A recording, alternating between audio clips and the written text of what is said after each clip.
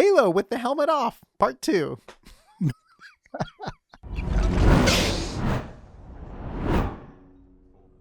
Hey everyone, welcome back to AsArt with Nick and John.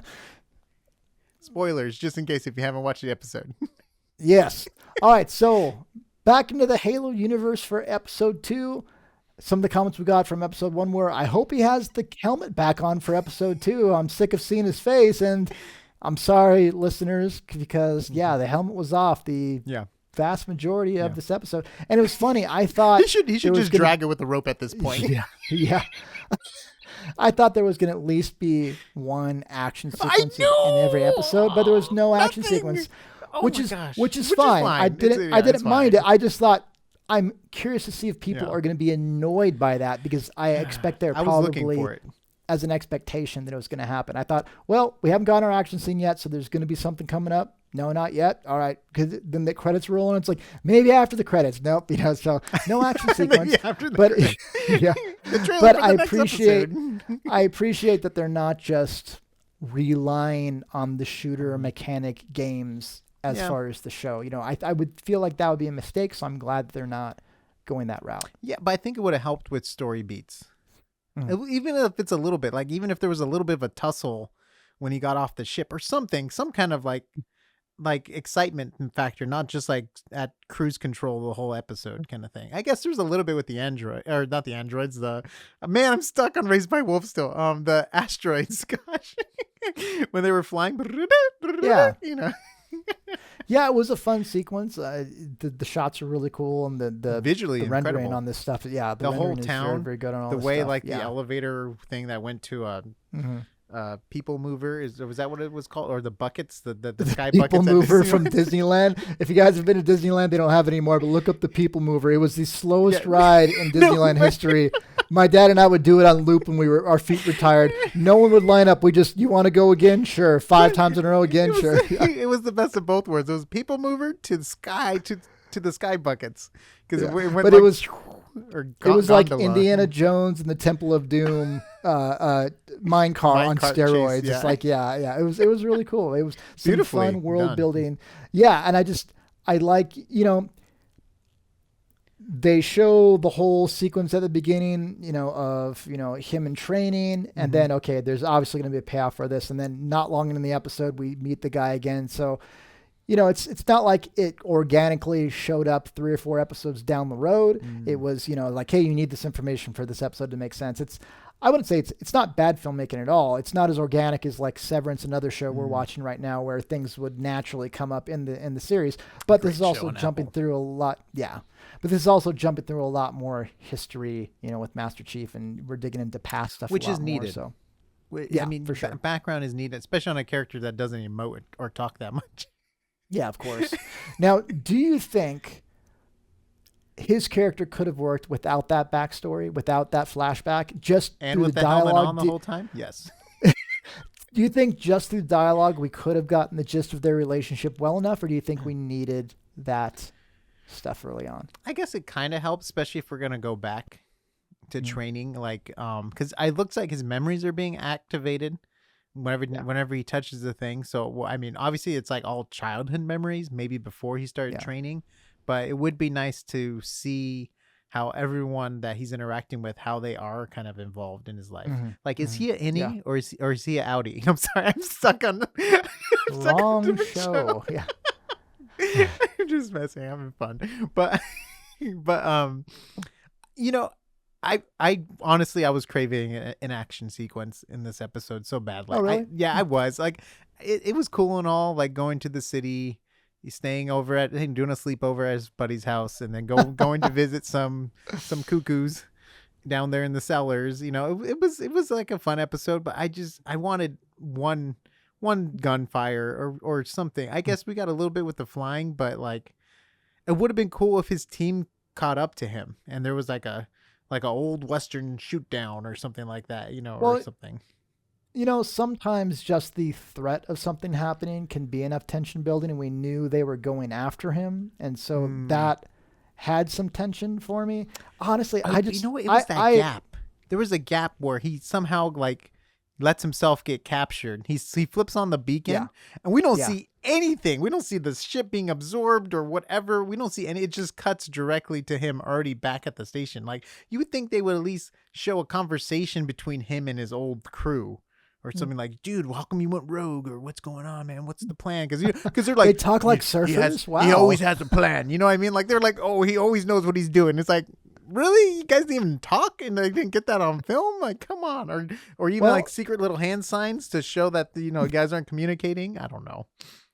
Well, we have to remember this is only episode 2, so we may get some of that conversation as we're going through. Some flashbacks. Well, I mean, yeah, I guess. Or they have that conversation later. But at the same time, too, there was a creepy clone. Like in Empire Strikes Back, there's Darth Vader, after, he cuts off Luke's hand, spoilers from like 1980 something, when he cuts off his hand and Luke falls down, Darth Vader needs to get back to his Super Star Destroyer. And in the special edition, George Lucas decided he wanted to add a shot showing Darth Vader getting onto a little transport shuttle to go back to his Super Star Destroyer. Everybody's like, that wasn't needed. We're smart enough as an audience to know that that's how we got back there. So we didn't need to see that journey back, but you're right. As far as conversation, it might have been insightful as far as his relationships with them to hear that. What was the point of even sending the Silver Team at that point? Yeah. They could have sent any ship. It could have just been a ship with a flag on the side of it or what, you know what I mean? Or whatever. I don't know I don't know the designs, but it would be his team, previously team's shirt or logo or whatever, but it's like, why send his partners in crime to go get him, or his buddies, his pals, his amigos to go get him, and nothing happens with that. Like, it was for nothing. Like, I don't get the point of even sending them. But that was just a little thing that I was irritated by, and it was great. I upgraded. So John upgraded too, so we do not have ads. Yeah, made the viewing experience so much nicer. We got. Both of us had commercials last time. It was like 5 sets of 90-second commercials. No bueno. Yeah, I was so upset. But yeah, it made for a much better experience. And I think because of it, I actually enjoyed the show more on episode 2. And obviously, as we go along, we get more into the story as well. But man, commercials just really take you out of it. And that's why whoever thought of commercials. I haven't watched TV regularly since like 1992 or 93. Yeah, I mean a long time, because I just hate commercials. I love movies because I have control over. There's no commercials to be had unless you go to the movie theater. It's trailers. But I like movie trailers, so that works. That's fine. Or that's unless fine. You watch a Transformers movie where the whole thing's an ad. Don't watch those. It's like a military ad. It's a Coca-Cola ad. It's a car ad. Everything's an ad in that movie. So I am going to be curious to see how, because it's funny. I mean, for a while, Nick and I in episode 1 talked about, it's just, we're not saying it's too much like The Mandalorian, but we had the whole, and the Asian girl's definitely not Baby Yoda. We're not trying to say it's the same thing, but taking care of a younger being and, making sure they're safe, from danger.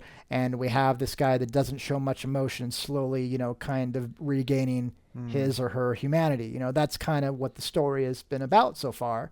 And then he's, in pretty short order, left her with, his friend, who's, I guess his former, soldier. Brothers, Spartan roommate, uncles, twice removed. Yeah. But, I'm curious how long the story is going to take to circle back to them being reunited, because they've established her as a main character. I mean, the first shots of the show were of her, right? Yeah, and her family. The whole opening sequence was of her and her family, so she almost seems like she's more central to the story as far as how she's been introduced. Yeah, and it sounded like that too with the guy who was with the Covenant for a little bit. He was like, "Oh, who are you? Ooh, yes, who?" And they're like, "Hey, look at this thing." He's like, "I don't want to look at that thing." Ooh. Do you remember the movie Total Recall? Yeah. Well, yes. I mean, that tells me you do remember. But do you remember is he the cab driver that was driving them around? I feel okay. I think he might be. If you guys, if I have that right, you guys comment down below, because I feel like that might be him. I think you need to go back and watch the movie. Don't go to IMDb. Go back, watch the movie, get a freeze frame, No, just kidding. And then But if I watch the movie, I can do that again too. Yeah, but I We like need that moments guy. like that in Halo. I'm just kidding. No, I'm just- Yes, he's You know, trying to. They're building yeah. the world still, and I like it. Like I kind of like this rogue outpost kind of thing in the Astro. I like the designs of it. It's like was Cloud cool. City. He was our Lando Calrissian, right? He was our. I mean, it was a. Where was the guy with the headphones? I love that guy. I love it. He's the most unused character in the whole universe, but he was awesome. John, can you just tilt your headphones back a little bit without the top? Watch, and I'll do this. Right, that one shot when he looks over, yeah. That's so good. Okay, so are you feeling a little better about Halo? Or are you still like waiting for the third episode kind of thing? We're coming off of and finishing up some really good shows. We did Raised by Not Wolves fair. season 1 and season 2. We really like those. They're deep, thought-provoking stories. And then we just caught up on Severance, which is on Apple's Which streaming was so service. much fun. Which binge is a that show. very deep science fiction, thought-provoking story. So Halo's just a completely different type action of show. right? Would you call it action? Action. You know sci-fi? what? I thought it was going to be a purely action show, but it's given me more of the things I didn't think I was going to get that I'm liking. Like this episode, not action-based at all, and I actually appreciated that. So I like that they're not just leaning on the action to try and appease people that are expecting a Halo shooter, translated to a show. So this may end up being more enjoyable than I thought it was going to be because they're not just relying on, run and gun type stuff. They're trying to legitimately make a world. If it's rich enough lore or not, we'll have to see, but this episode was pretty interesting. Like the things they were introducing were interesting. I mean, honestly, the more Halo-centric stuff, I was not as interested in. Like the whole Cortana kind of story and her being introduced, I'm not as into that as I was the whole Rebel Outpost. So that's the thing you were talking about in the last episode. That's going to be Cortana's AI, Cortana's right? like a central part of the first number of games. She's always been his companion, and they're kind of working her into the story. It's funny, I'm not as interested in that as I am these other things they're bringing in that are new. But like that the being Covenant, said, I'm curious what's going to happen with that. yes, yeah. Mm-hmm. And guys, let us know down below. Again, I played through 3 without having played 1 and 2. I didn't know what the hell was going on. But I played through 3. It was fun. I played the multiplayer quite a bit for the first one with friends. I let them beat me up and stuff. But anyway, I'm curious, did the Covenant in the game have a human that was important to them? Was the human or not? Was that human really tiny? Figurine size, yes. You put water on her and she expanded, you jerk. Oh, it's so funny. Oh gosh. Look at how proud he is of himself. I just liked he was like the human. The human. What's that? Well, compared to the Covenant, It's like Willy Wonka. I'm on TV because he shrunk him down. But okay, so you have the old aliens, right? And then one thing I noticed about the design. By the way, the rendering on them look real. Gosh. The lip syncing and Everything all the wrinkles. looks so good. The CG looks so good. They look like on turtles them. to me. They do look like. Like, I didn't think of okay, that. so you have the Kung Fu Panda movies. You know the old turtle, Master Oogway? He has like that long neck and he's like this. Those guys remind me of Master Oogway. And then with the armor off the other guys, I'm like, that looks like a snapping turtle. Like all these aliens look like turtles to me. I don't remember that at all, but I liked you acting it out. You looked like Master Oogway. But to me, they reminded me of the Ninja Turtles. The aliens at the beginning in episode 1. Is that entirely legal? Like the guys. Yeah. They reminded me. Is that entirely legal? The lip guys, right? Is it? Yeah, the the Trade Federation. Yeah, I think. Yeah. They reminded me of those guys. Kind a little of, bit. huh? The very kind of frog or turtle-like, Yeah. The Anyway. reptilian. But they totally remind me But of turtles. they look so good. Well, they're all beautiful wrinkly, looking like turtle aliens. Yeah. But the lip syncing's all there. The rendering's expressions incredible. are all there. Yeah, it doesn't look. I mean, they look completely convincing. Now, granted, I have not spared seen no a talking expense. turtle lately. Yeah, no expense. Yeah, that's one thing I can say for sure is you never know what streaming services are investing into shows.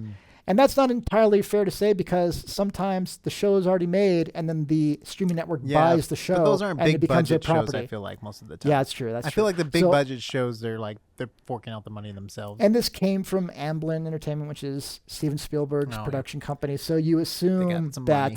it had some money poured into. I mean, literally, this has been in the works trying to get a show made on Halo for well over a decade. And you know how if many not VFX even studios 2 would probably decades. want to work on that show for resume stuff too anyways? Like, oh yeah, Halo's, that's going to be, like in their mind, like that's going to be bigger than Raised by Wolves, Raised by Wolves are like, just make a square tank and have it float everywhere. But it works perfectly for the Oh, yeah, world. it totally But everything they have here is working really well. Nick and I had some weird things that we I thought still have a looked little bit of in- weird things. You sound like you're in more on episode board one. than me right now.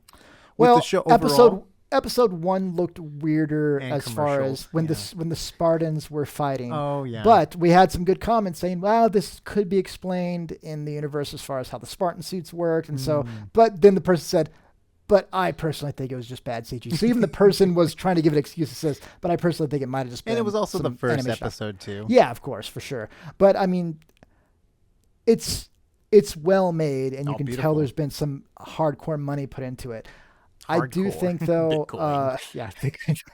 I do. Well, there's no tangibleness to Bitcoin, so it's not hard. It's yeah. Anyway, Those aliens aren't real, buddy. yeah, well, there you go.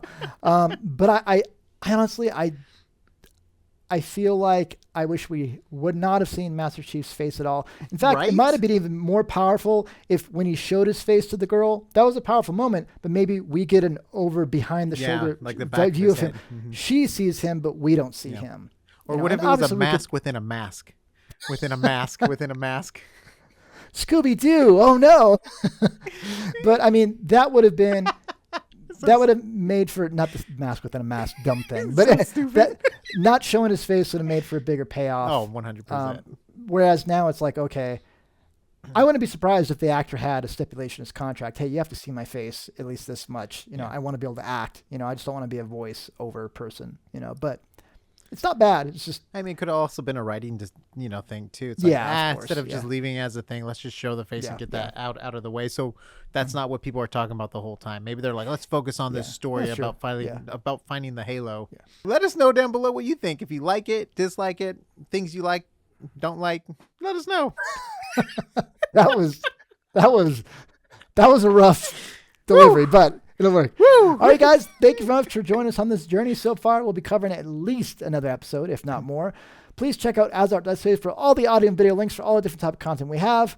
Let us know your thoughts and give us a little bit more lore building from the Halo universe down below. But more than anything, let us know where you think this show is going. Did you like not having a firefighter? Do you think it was needed or not needed? Do you think we are benefiting from seeing Master Chief actually his humanity in his face? Or do you think it'd be great if he kept his helmet on? All the questions that Nick and I were debating, we love to hear your guys' thoughts as well. We love the comments and we love the interaction and the conversation we have with the community. So thank you very much for watching, and we'll see you on the next AsArt. Shh, keep that helmet on.